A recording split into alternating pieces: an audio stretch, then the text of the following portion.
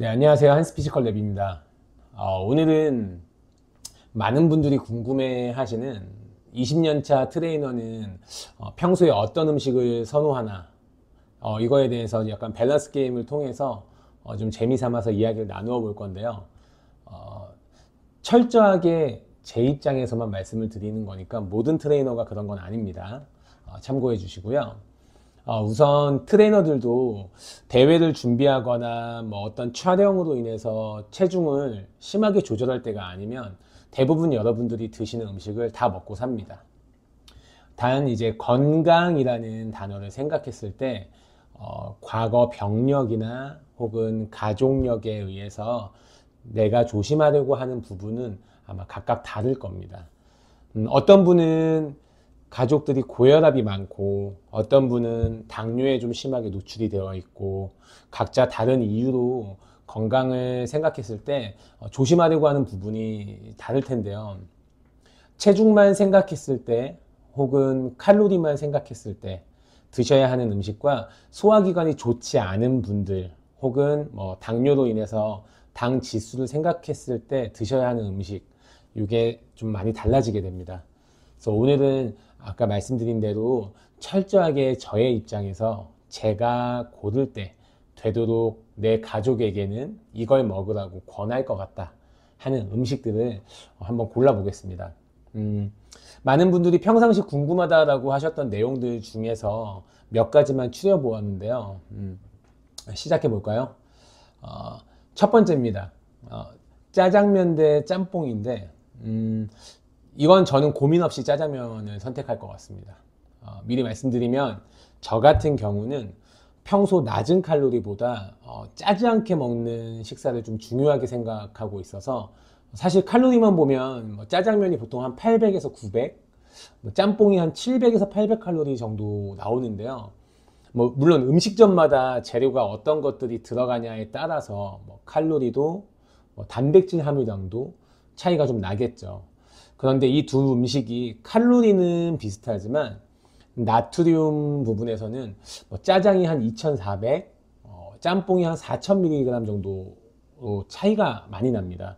그래서 세계보건기구가 권장하는 나트륨 하루 권장량은 한 2000mg 정도 되는데요. 이미 짬뽕 한 그릇이 2배죠. 그래서 한국인 평균 하루 나트륨 섭취량이 한 4900mg 정도로 기억을 하는데요. 2배가 넘습니다. 그래서 많이 우리 한국 사람들이 많이 짜게 드시고 계신다 생각하시면 됩니다. 저는 짜장을 선택할 것 같고요. 두 번째는 이제 족발 대 보쌈인데요. 개인적으로 저는 보쌈을 아주 좋아하는데 한 가지를 선택하라고 하면 여기선 또 족발을 선택할 것 같아요. 여러분들이 혹시 알고 계실지 모르겠지만 보쌈이 우리나라 음식 조사를 했는데 238종 중에서 1인분당 칼로리가 1입니다. 가장 높은데요. 보쌈이 한 1200칼로리 정도가 나와요. 완전히 반전이고 배신이죠. 1인분이 보통 한 200g 정도로 측정을 하는데 보통 보쌈이 열량이 높은 이유는 기름이 좀 많은 부분, 삼겹살 부위를 많이 쓰기 때문이라고도 조사가 되어 있고요. 두 음식 다 삶아지는 과정에서 여러 가지가 들어가기 때문에 염도도 꽤 높은 편입니다. 우리가 또 여기에는 이 두 가지 음식에는 곁들여 먹는 김치나 뭐 절인 배추 이런 것들이 있죠. 여기 안에도 나트륨이 엄청 많이 들어 있어서 이게 칼로리만 가지고 고른다 생각하면 족발을 선택하는데 사실 두 개 다 나트륨은 굉장히 또 많이 들어갈 거니까 참고를 해주시기 바랍니다. 세 번째는 이제 물냉면과 비빔냉면인데요. 저는 이것도 뭐 고민 없이 물냉면을 선택할 것 같습니다. 이유는 칼로리는 사실 물냉면이 한 500에서 600칼로리, 뭐 비빔냉면도 한 600에서 650칼로리, 뭐 얼마 차이가 거의 안 난다라고 나오는데요. 칼로리만요. 근데 이게 이제 나트륨, 아까도 말씀드렸지만 나트륨이 물냉면이 보통 500에서 550mg 정도 되는데 비빔냉면이 1600mg 정도가 넘는다라고 조사되고 있습니다.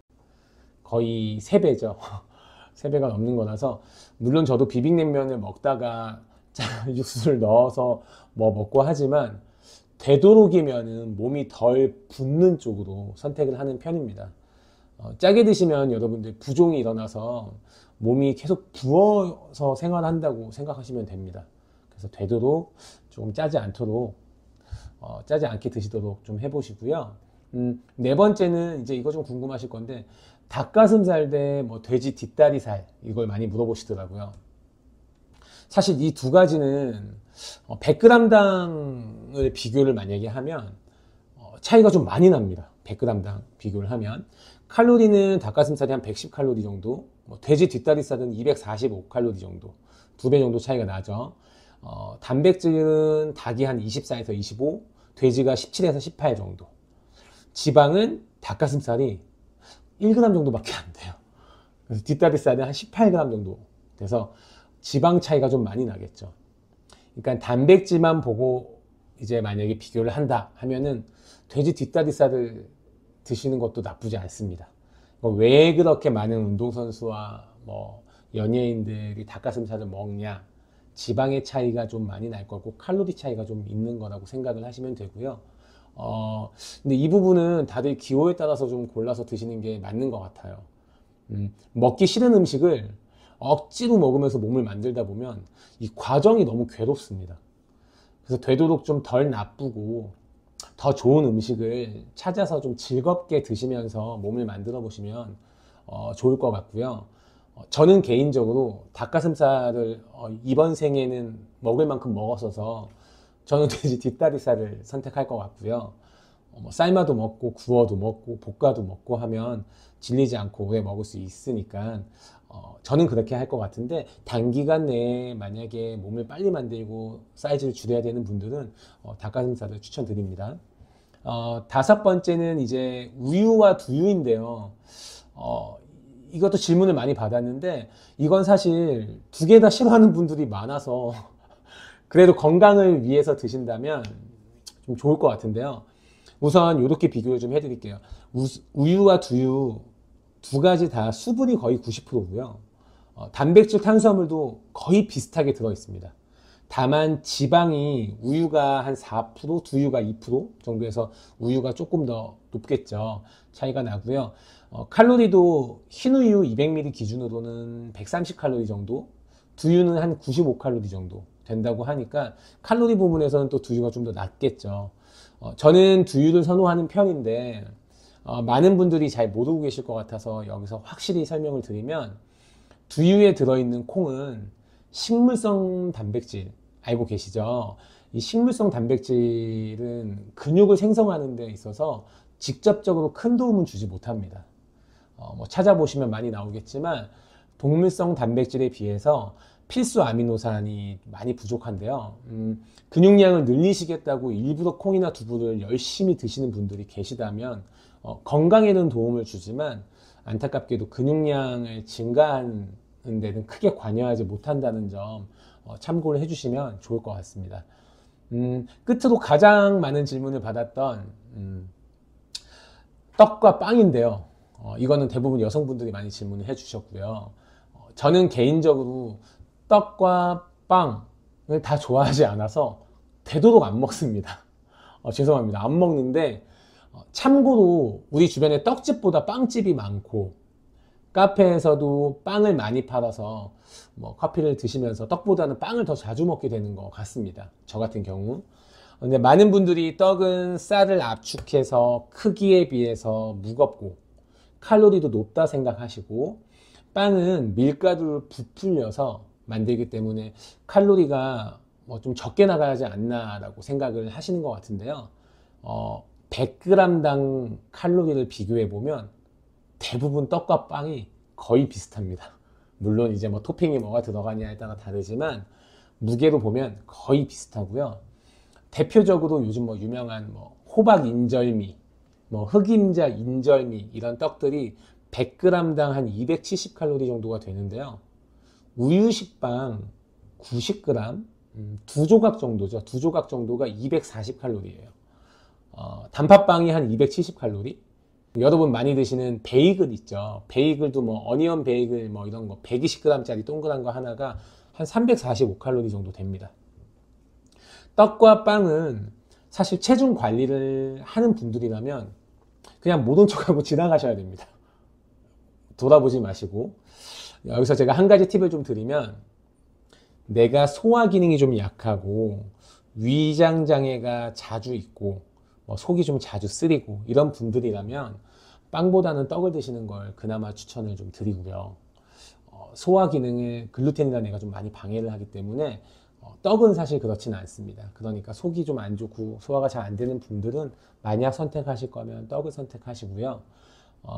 이유는 왜냐하면 이 글루텐이라는 성분 들어보셨을 텐데, 밀가루를 우리가 가공 조리하는데 기본이 되는 성분입니다. 이게 반죽을 쫄깃하게 빵을 막 잘 부풀어 오르게 하거든요. 근데 이 글루텐이 소화 장애를 일으키는 1번입니다. 그래서 여러분 혹시 수타면이나 칼국수 같은 면 종류 있죠. 이렇게 많이 반죽을 치대는 이런 종류를 드시고 소화가 잘 안 됐던 경험이 분명히 있으실 겁니다. 저도 소화 되게 잘 되는데 이 음식만 먹으면 잘 안 되더라고요.